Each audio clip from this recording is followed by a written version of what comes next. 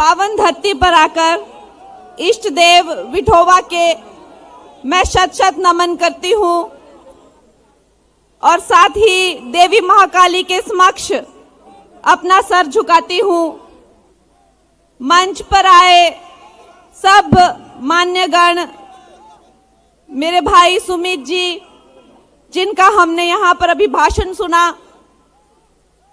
बड़े ही ऊर्जावान हैं और युवा नेता होकर बहुत ही जुझारू हैं। सुमित जी भाई का मैं स्वागत करती हूँ। सुधीर जी, दादा राव जी, सरिता ताई, संदीप भाऊ, अविनाश जी, विजय जी, चक्रधर जी, ये सारा मंच जो है हमारे बड़े जुझारू कार्यकर्ताओं से भरा हुआ है। एक से एक बढ़कर दिग्गज हैं। इन सबका नाम लेने में शायद बहुत समय चला जाए। मैं सबका यहाँ पर बहुत स्वागत करती हूँ। दोस्तों, आज महाराष्ट्र की इस धरती पर आकर मेरा जन्म सफल हो गया। चाहे मेरा जन्म हिमालय की गोद में हुआ हो, लेकिन वहां मेरा कोई अस्तित्व नहीं रहा, मेरा कोई वजूद नहीं रहा। जब मैं महाराष्ट्र में आई तो कंगना को कंगना बनाया। मुंबई में मुझे मेरा नाम मिला, मेरा काम मिला, मेरी रोजी रोटी मिली और आज इस सभा में मुझे बुलाकर मुझे भी एक अवसर मिला कि मैं महाराष्ट्र के प्रति, अपने देश प्रेम और राष्ट्र प्रेम के प्रति अपना कुछ दायित्व पूरा करूं। यहाँ आकर जो है इस भरी सभा में आप लोग इतने बड़े मात्रा में आए, उसके लिए बहुत बहुत धन्यवाद। आप सबको देखकर ऐसा लगता है कि इतने इस छोटे शहर में इतने हजारों लोग कहाँ से आ गए। दोस्तों, बहुत बहुत धन्यवाद आप जो इस मात्रा में आए यहाँ पर। और आपने देखा है कि पिछली बार के इलेक्शनों में क्या क्या हुआ था, कैसे कैसे ड्रामे हुए थे। हमारे भारतीय जनता पार्टी के साथ में हाथ से हाथ मिलाकर चुनाव लड़ा गया, लेकिन जब अपना जो निजी स्वार्थ था मुख्यमंत्री बनने का वो पूरा नहीं हुआ, तो उसके बाद सत्ता के लालच में आकर बाला साहब ठाकरे जी के ही जो सिद्धांत हैं उनको बेचकर मैं महाअगाड़ी नहीं, महाअनाड़ी सरकार कहूंगी। महाअनाड़ी सरकार बनाई इन लोगों ने। और जब ये अनाड़ी सरकार बनी तो आपने देखा कि कैसे इन्होंने मिलकर जो है वो धर्म का जो है विनाश शुरू किया, कैसे उन्होंने अत्याचार शुरू किए, कैसे उन्होंने संविधान के अपमान किए। सड़कों पर जो है साधुओं को पत्थरों से कूट कूट कर मारा गया। हमारी फिल्म इंडस्ट्री में भी ऐसा दम घुटने लगा लोगों का कि लोग आत्महत्या करने लगे। हर जगह लॉ एंड ऑर्डर जो है वो खत्म हो गया था। उस टाइम जब मैंने कहा था कि यहाँ पर जो है पूरी तरह से लॉ ऑर्डर कोलैप्स हो गया है, तो इन्होंने, ये जो महाअनाड़ी लोग थे, इन्होंने जो है मेरे घर की ईंट ईंट तोड़ दी थी, इन्होंने मेरे घर का पत्थर पत्थर तोड़ दिया था। ऐसे जुल्म इन्होंने एक बेटी पर किए। एक तरफ तो ये कांग्रेस के लोग हैं जो महिला विरोधी सोच रखते हैं दोस्तों, इन्होंने, और दूसरी तरफ हमारे भाजपा के लोग हैं, भारतीय जनता पार्टी के लोग हैं। मैं आपको क्या कहूं, एक से एक बढ़ के हमारे जो नेता हैं वो महिलाओं के प्रति कैसी भावना रखते हैं। आज मैं आपको बताती हूं कि 2 दिन पहले मुझे फडणवीस जी का फोन आया। उन्होंने कहा, बहन कंगना आप यहां जाइए और प्रचार करिए महाराष्ट्र में, आपने अभी तक प्रचार शुरू क्यों नहीं किया है। नितिन गडकरी जी मेरी रैली में आए मंडी में और उन्होंने कहा कि ये बेटी को आपको जताना है, मैं कोई भी हाईवे, कोई भी टनल, कोई भी ब्रिज मैं यहाँ पे आपको बना के दूंगा।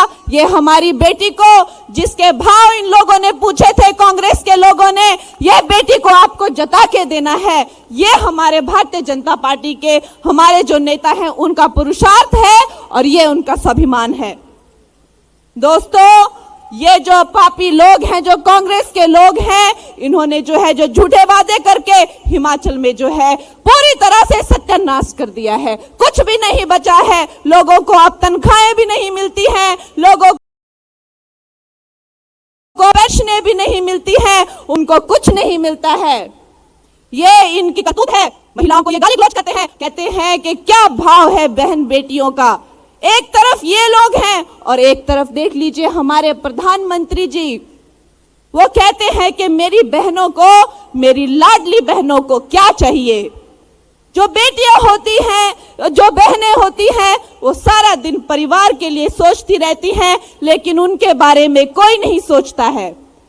हम लोग जो है कई महीना पैसा इकट्ठा करके कभी कोई साड़ी लेनी हो या कभी कोई चीज लेनी हो, घर में तो कोई बीमार पड़ जाता है, या तो बच्चों की फीस या घर का कोई सामान या तो किचन का कोई बर्तन, उसी में महिला की सारी जिंदगी निकल जाती है। बेटियों के बारे में, बहनों के बारे में कभी कोई नहीं सोचता दोस्तों। लेकिन हमारे प्रधानमंत्री हैं, हमारे मुख्यमंत्री हैं, उन्होंने ये योजना, लाडली बहन योजना, और अब की बार जब यहां पर फिर से मोदी सरकार आएगी तो 1500 की राशि से बढ़ाकर 2100 रुपए की जाएगी। यह प्रधानमंत्री जी का वादा है, यह हमारे मुख्यमंत्री जी का वादा है। एक वक्त था जब दुनिया हंसती थी कि क्या होगा इस भारत का, हम कभी 11वें और 12वें नंबर पर भी नहीं थे इकोनॉमी में, और आज देखिए हम विश्व की तीसरी सबसे बड़ी इकोनॉमी है दोस्तों। यह कोई मामूली काम नहीं है, यह काम कोई छोटा काम नहीं है। आज चाहे स्टार्टअप की दृष्टि से देख लीजिए, मात्र 100 से भी कम स्टार्टअप थे 2014 से पहले, और अब लाखों की संख्या में जो है वो स्टार्टअप है। कहां तो ये लोग अभी भी वही दकियानूसी बातें कर रहे हैं, जो डिवाइड एंड रूल की जो इन्होंने राजनीति की हुई है पिछले न जाने कितने दशकों से, आज भी वही दकियानूसी बातें कर रहे हैं। टुकड़े गैंग इनको सारी दुनिया कहती है और सबको पता है कि इनकी मंशा क्या है और इनकी मनोदशा क्या है, सब जानते हैं। ये चाहते हैं कि देश के टुकड़े हो जाएं।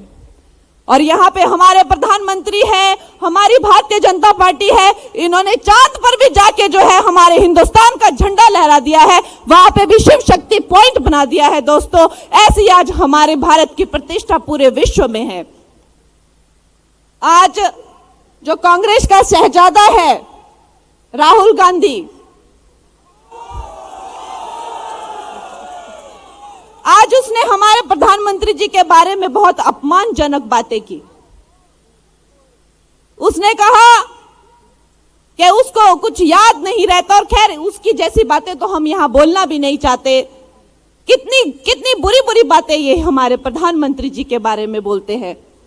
हिटलर है, कुत्ते की मौत मरेगा, वो ये है, वो रावण है, वो 10 सर वाला, ना जाने कैसी कैसी बातें। आज भी उन्होंने कहा कि अब उसकी उम्र हो गई है और उसको कुछ याद नहीं रहता। इस तरह की बातें ये करते हैं, क्यों? क्योंकि ये प्रधानमंत्री एक गरीब मां के बेटे हैं, इसलिए कि वो किसी रईस खानदान से नहीं आते हैं। क्यों इतनी ईर्ष्या और उनसे दोष होती है? लेकिन अगर वो एक गरीब मां के बेटे नहीं होते, अगर उनकी माता ने बचपन में दूसरों के घरों में जा जाके अगर कपड़े धो के, बर्तन धो के, साफ सफाई करके अपने बच्चों को नहीं पाला होता, तो आज वो प्रधानमंत्री लाडली बहन योजना नहीं लाते थे।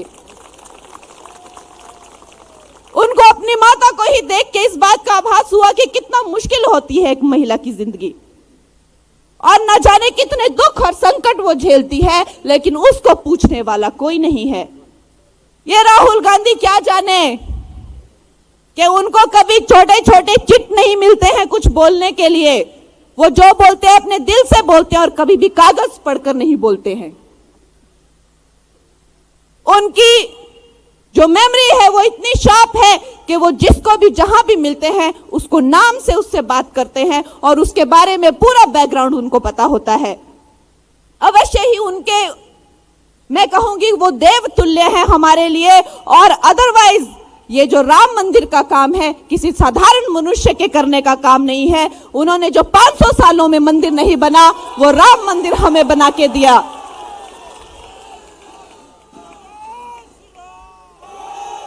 दोस्तों, चाहे उज्ज्वला योजना हो, चाहे जनधन अकाउंट हो, चाहे मुफ्त राशन हो, चाहे 5 लाख से ज्यादा जीवन बीमा हो, ना जाने ऐसी कितनी, मैं अगर आप लोगों को गिनाने बैठूं तो शायद सुबह हो जाएगी। हम जानते हैं और हमारा दिल जानता है कि एक तरफ तो ये सब गैंग है जो मिली हुई है, इकट्ठी हुई है देश के टुकड़े करके मिल बांट कर खा लेने को, और एक तरफ नरेंद्र मोदी जी की सरकार है जो पूरी तरह से जो है भारतवर्ष के लिए अपना सब कुछ खपा देने को लगी हुई है। दोस्तों, इन दोनों का कोई भी मुकाबला कभी हो नहीं सकता और ये महाराष्ट्र की जनता बहुत अच्छे से जानती है और इसीलिए अब ये लोग छटपटा गए हैं, अजीब अजीब सी बहकी बहकी बातें कर रहे हैं, गाली गलौज पे उतर आए हैं। लेकिन 20 तारीख को महाराष्ट्र की जनता बता देगी, जब जब प्रधानमंत्री जी का निजी रूप से जो है किसी तरह से उन पे आक्रमण किया गया है या उनका अपमान किया गया है, भारत की जनता ने मुंह तोड़कर जवाब दिया है। और 20 तारीख को इनको जवाब मिलेगा कि हमारी जो महाराष्ट्र की जनता जो है पूरे बहुमत से जो है भारतीय जनता पार्टी एनडीए को जो है वोट देगी, तो उन्हें मुंह तोड़ जवाब मिलेगा। हमारे युवा नेता सुमित भाई ये जानते हैं कि यहां पे रोजगार की समस्या जो है युवाओं के बीच में वो कितनी इस वक्त पे चिंताजनक है। वो जानते हैं कि खेतों में पानी हो, चाहे उद्योगीकरण हो, चाहे यहां पे इंडस्ट्रीज लानी हो, चाहे रोजगार लाना हो या चाहे और आधुनिकीकरण करना हो, वो भली भांति जानते हैं। और भारतीय जनता पार्टी के, क्योंकि मैं भी एक यंग लीडर हूं और मुझे पता है हमारे ऊपर कैसे कैसे दिग्गज नेताओं का जो है वो हाथ है, चाहे गडकरी जी हो, चाहे फडणवीस जी हो, चाहे शिवराज चौहान जी हो, योगी जी हो, अमित जी हो, ये ऐसे दिग्गज महापुरुष हैं कि इनके गाइडेंस के अंडर